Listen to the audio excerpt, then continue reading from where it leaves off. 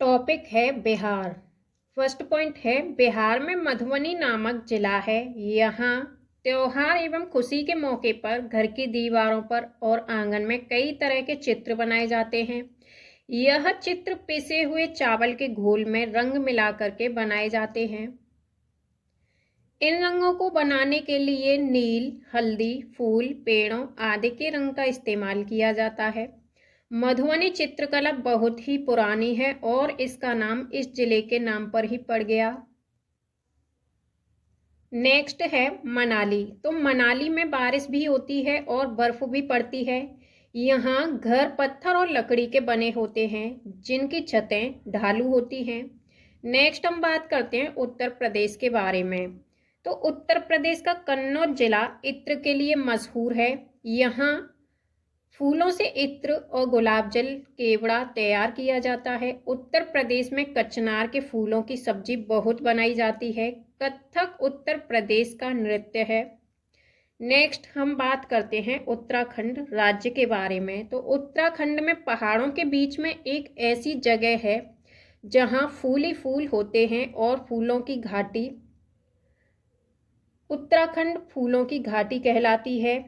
कहीं झाड़ियों में लगे लाल फूल नजर आते हैं तो कहीं पत्थरों के बीच सफ़ेद फूल नजर आते हैं। तो कहीं पत्थरों के बीच सफ़ेद फूल झांकते हुए मिलते हैं। पीले पीले फूलों के लंबे चौड़े कालीन जैसे मैदान भी हैं और कहीं कहीं अचानक घास के बीच छोटे छोटे तारों जैसे नीले फूल दिखाई देते हैं। इस घाटी में इतने सारे फूल साल में कुछ ही हफ्तों के लिए खिलते हैं। नेक्स्ट पॉइंट है आपका अबू धाबी। यह देश रेगिस्तानी इलाके में है। यहाँ की स्थानीय भाषा अरबी है। यहाँ पानी बहुत कीमती है क्योंकि यहाँ ना तो वर्षा होती है और ना ही नदियाँ, झील तथा तालाब हैं। यहाँ रेतीली जमीन के नीचे तेल होता है। यहाँ खजूर के पेड़ अधिक मात्रा में दिखाई देते हैं क्योंकि ये पेड़ रेगिस्तानी इलाके में पाए जाते हैं। अबू धाबी की करेंसी है दिरहम। अबू धाबी में रेत के पहाड़ियाँ, रेत के टीले पाए जाते हैं। नेक्स्ट है आपका लद्दाख। तो लद्दाख में पहुंचने के लिए जम्मू कश्मीर पार करना पड़ता है। लद्दाख को हम ठंडा रेगिस्तान या कोल्ड डेजर्ट भी कहते हैं। लद्दाख में घर पत्थर के होते हैं जिनकी छत और फर्श लकड़ी की होती है। यहाँ कम बारिश होती है और यहाँ पेड़ पौधे नहीं पाए जाते। यहाँ 1 या 2 फ्लोर की बिल्डिंग होती है। घर पत्थरों का होता है, दीवार मिट्टी की और उस पर चूने की मोटी परत चढ़ी हुई होती है। नेक्स्ट पॉइंट है लकड़ियों की सीढ़ी का प्रयोग होता है। मोटे पेड़ का तना छत को मजबूत बनाने में मदद करता है। ग्राउंड फ्लोर में जानवरों को रखा जाता है। जब ज़्यादा सर्दी पड़ती है तो खुद भी ग्राउंड फ्लोर में रहने आ जाते हैं। ग्राउंड फ्लोर में विंडो नहीं होती। गर्मी के मौसम में यह लोग फल सुखा लेते हैं और सर्दियों में इनका इस्तेमाल करते हैं। लद्दाख क्षेत्र भारत का सबसे ठंडा रेगिस्तान है।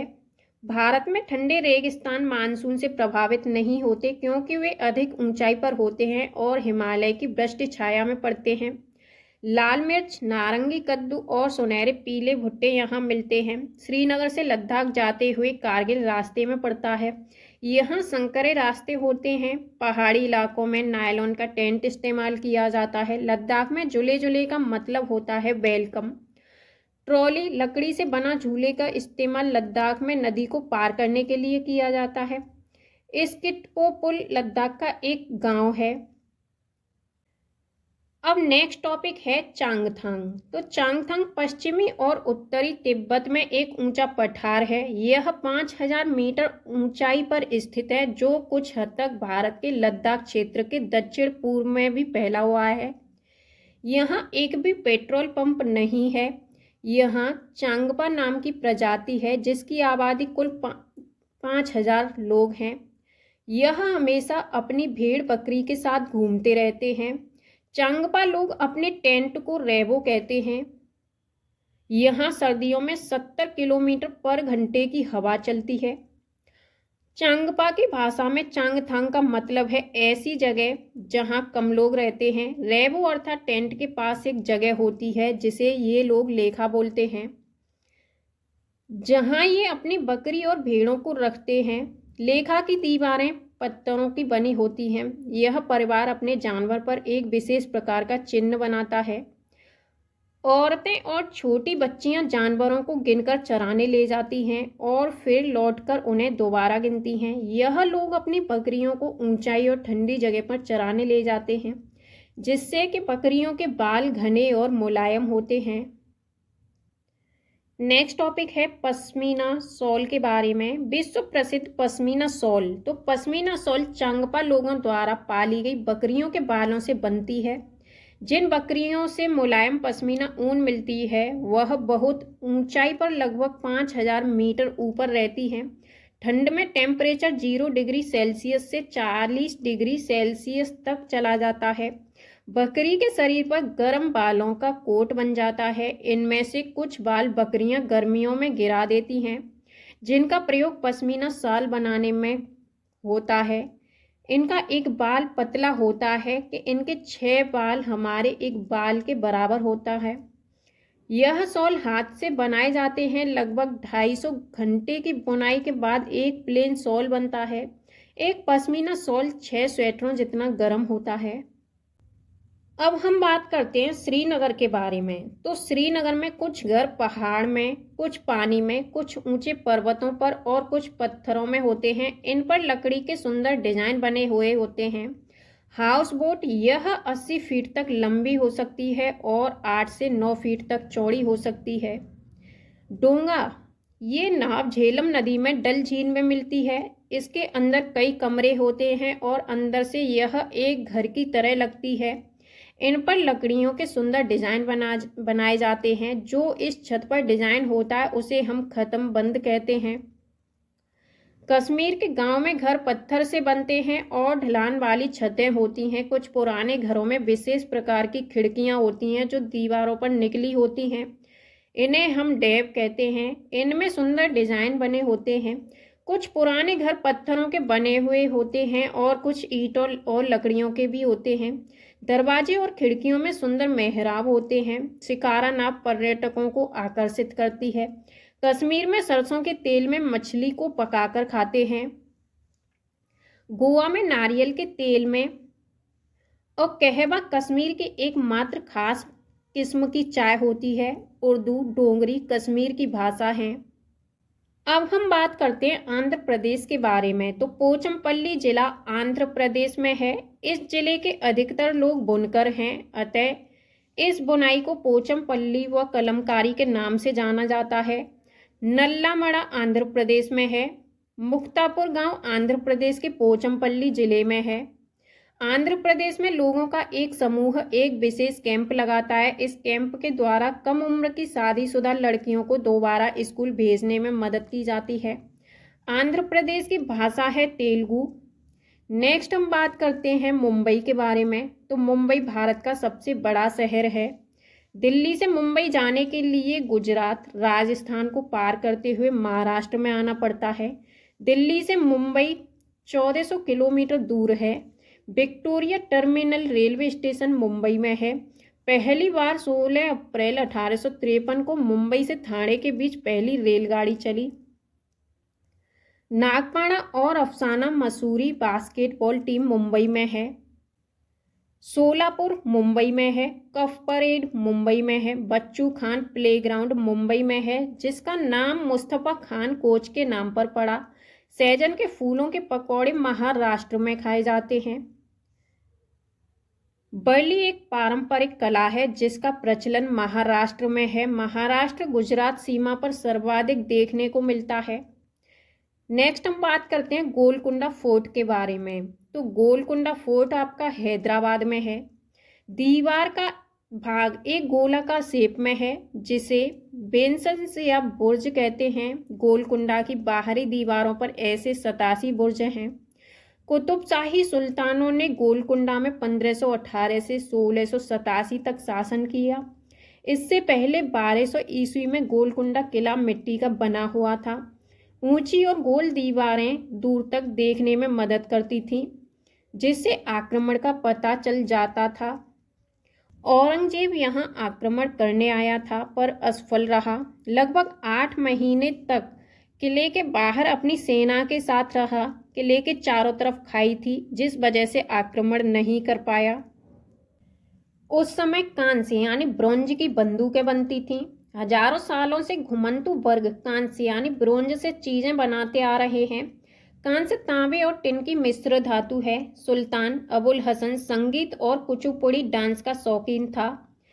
अब हम बात करते हैं कुआं या बावड़ी के बारे में। तो कुएं के सूखने के प्रमुख कारण होते थे, पानी को मोटर से निकाला जा रहा है जिससे जमीन का पानी कम होता जा रहा है। नेक्स्ट है झील कम हो रही है जहां वर्षा का पानी इकट्ठा होता था। पेड़ और पार्क के चारों ओर की मिट्टी को सीमेंट से ढका जा रहा है जिससे वर्षा का पानी जमीन तक नहीं पहुंच पाता। सीढ़ीदार कुएं या बावड़ी जल भंडारण तथा संरक्षण की पारंपरिक व्यवस्था के साथ जल स्रोत के रूप में भी उपयोगी होते हैं। अब हम बात करते हैं घड़सी सर के बारे में। तो सर यानी तालाब, इसे जैसलमेर के राजा घड़सी ने लोगों के साथ मिलकर बनवाया था। इसके दोनों तरफ पक्के घाट, सजे हुए बरामदे, कमरे, बड़े हॉल आदि थे। मीलों तक फैले इस घड़सी दार में बारिश का पानी इकट्ठा होता था। तालाब इस तरह बनाया गया था कि जब पानी से वह भर जाता था तब बाकी पानी बहकर नीचे बने हुए तालाब में चला जाता था। जब वह भी तालाब लबालब भर जाता था तो पानी तीसरे तालाब में चला जाता था। इस तरह 9 तालाब एक दूसरे से आपस में जुड़े हुए होते थे। पूरे साल पानी की कोई परेशानी नहीं होती थी। पर आज घड़सीसर जैसे उजड़ सा गया है। 9 तालाबों के रास्ते में मकान और कॉलोनियां बन गई हैं। यहाँ इकट्ठा होने वाला पानी अब तालाब की तरफ न जाकर बेकार बह जाता है। नेक्स्ट हम बात करते हैं मृत सागर के बारे में। तो वैसे तो सभी सागरों के पानी में नमक होता है, लेकिन मृत सागर दुनिया का सबसे नमकीन सागर है। इतना नमकीन कि लगभग 1 लीटर पानी में 300 ग्राम नमक होता है। मृत सागर में हम ऐसे तैर सकते हैं जैसे आराम से लेटे हों। जल में ऑक्सीजन की कमी के कारण मछलियां मर जाती हैं।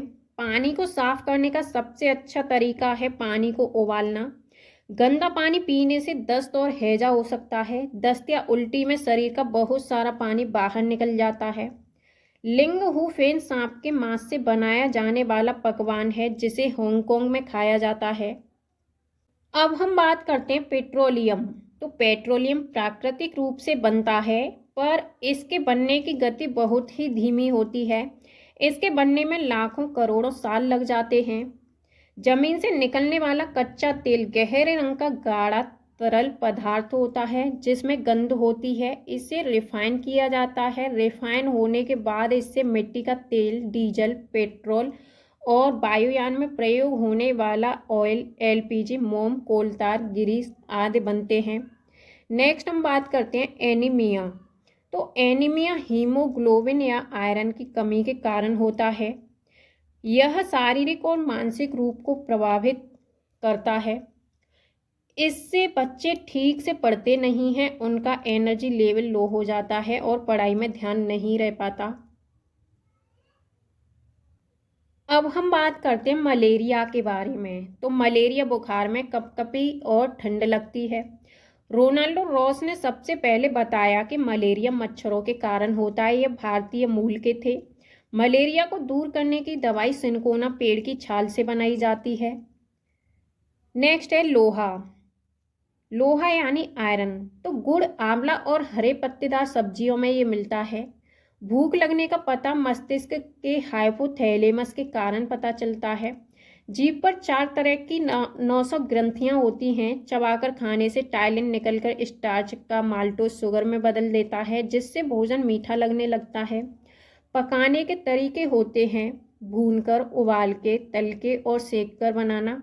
हमारे पेट का टेम्परेचर 30 डिग्री सेल्सियस होता है और पेट में पाया जाने वाला रस अम्लीय होता है और ये भोजन को पचाने में सहायता करता है। अचार रखने के लिए कांच के जार को और बोतल को अच्छे से सुखाया जाता है ताकि नमी न रह जाए, नहीं तो अचार खराब हो जाएगा। नेक्स्ट पॉइंट है जब दस्त लगते हैं या उल्टियां होती हैं तो हमारे शरीर से बहुत सारा पानी बाहर निकल जाता है। यह शरीर के लिए हानिकारक हो सकता है, इसलिए जरूरी है कि शरीर में पानी की कमी पूरी हो जाए। जब तक उल्टियाँ और दस्त हों तब तक थोड़ी थोड़ी देर में पानी पीते रहना चाहिए। पानी में शक्कर और नमक भी मिला लेना चाहिए। बहुत छोटे बच्चों को माँ का दूध पिलाते रहना बहुत ज़रूरी है। बीमारी रोकने के लिए दवाइयाँ जो घरेलू भी हो सकती हैं ले लेनी चाहिए। ब्रेल लिपि तो एक मोटे कागज पर एक नुकीली चीज से 6 बिंदुओं को उभारा जाता है, फिर उभरे हुए बिंदुओं पर उंगलियों के सहारे ने स्पर्श करते हुए पढ़ा जाता है। यह लिपि ब्रेल लिपि कहलाती है। लुइस ब्रेल फ्रांस के थे।